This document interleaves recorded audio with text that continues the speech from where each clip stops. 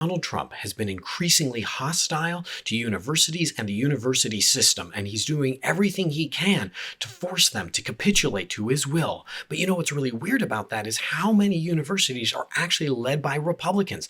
They'll have Republican presidents, or they have a lot of Republicans on their board of trustees who make decisions for the whole university. They're usually mostly funded by conservative and business leaders with a whole lot of money, and in general, they've tried to stay out of politics. The leadership of universities tries not to get too involved. Why is Trump going after them anyways? The fact is he's not actually going after the leadership. I know it looks like it. Who he's going after are the students, and sometimes the leadership gets in the way trying to protect them, and that is very scary. Let me explain. Welcome to Red, Blue, and Screwed, a Philosophy All Along podcast. I'm a professional philosopher, and I try to use the tools of philosophy to help me understand things on a deeper level. Now, Trump has frozen over $2 billion to Harvard University and has threatened to revoke their ability to enroll foreign students.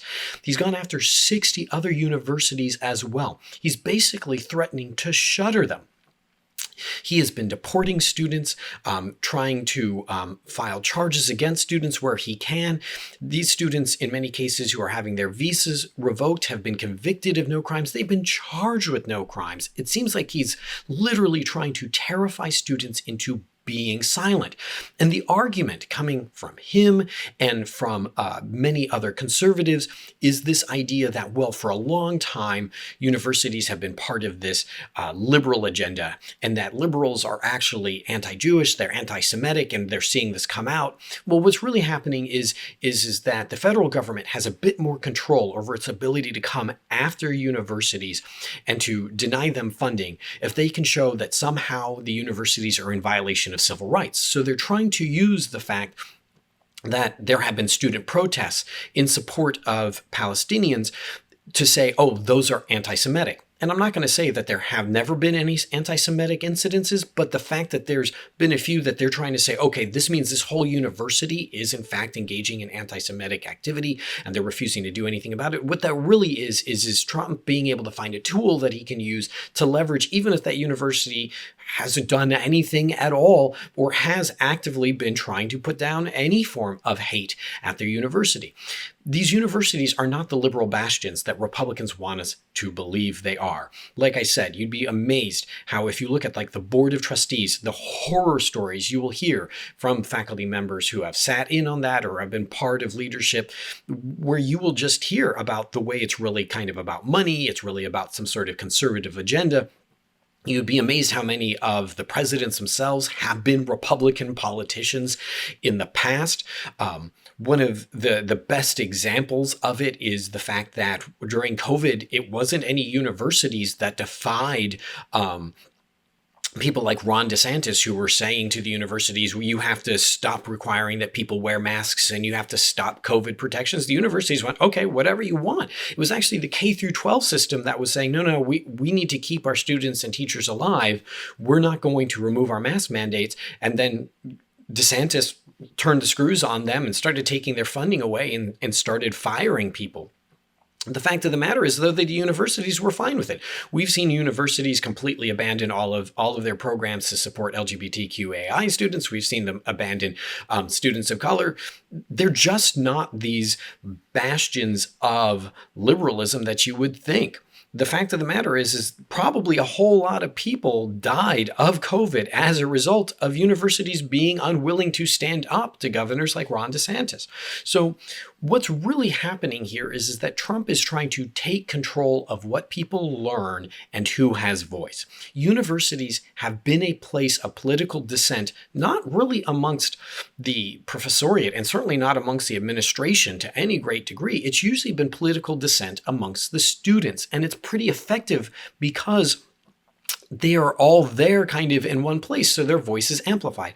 It's not like they're there learning anti-American ideals. Yeah, sometimes there's a critical liberal professor, but I guarantee you there are critical conservative professors. I remember being in class with a philosophy professor who would talk about being very Christian and very Catholic, and when the issue of gay marriage came up, he literally said, oh, why would we ever allow gay marriage? It's the same thing as letting people marry animals. It's immoral. I've heard business professors, I've heard professors who are talking about economics heavily emphasize libertarianism, talk about how evil and stupid the welfare state is. You get both sets of ideas and more ideas from all over the place, which is generally the idea. But the problem is when the students, and not even the majority of them, but when a fair number of students get it in their head that there's something wrong that's going on in the world, it is a space where their voice can be amplified and they kind of get together, and then we see it in the media. Republicans want us to feel alone. If we don't see people protesting, if we don't hear these other voices, we think that the problems that we're seeing in the world, well, maybe we're just crazy, or we're the only ones that are having that concern, and that there's no point in trying to say anything or do anything about it. But when you have these student protests, well, it gets out through media coverage of those events. And so that's what they really want to silence. Part of what made the civil rights movement so very effective was the fact that it involved university and student protests. Conservatives have learned from that. They don't want it to happen again. So they've tried to silence those voices to prevent us from being able to make the kinds of changes that we've made in the past.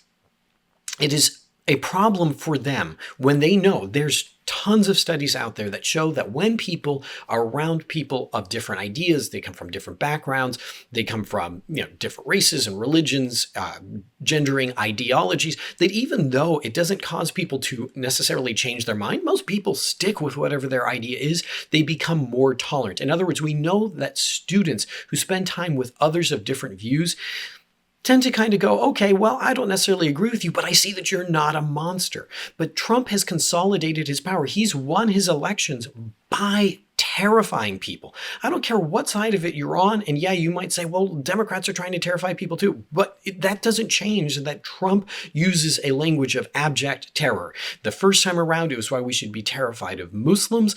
And now it's why we should be terrified of immigrants. He's trying to terrify us constantly, telling us that they're eating dogs and that they're eating cats and that everyone's coming after us and that he's the only one who can save us. And that's not me making it up. You know it's true because he's literally said that he's the only person who can save the country. So we give up our freedoms so that he can protect us. That requires that we be less tolerant.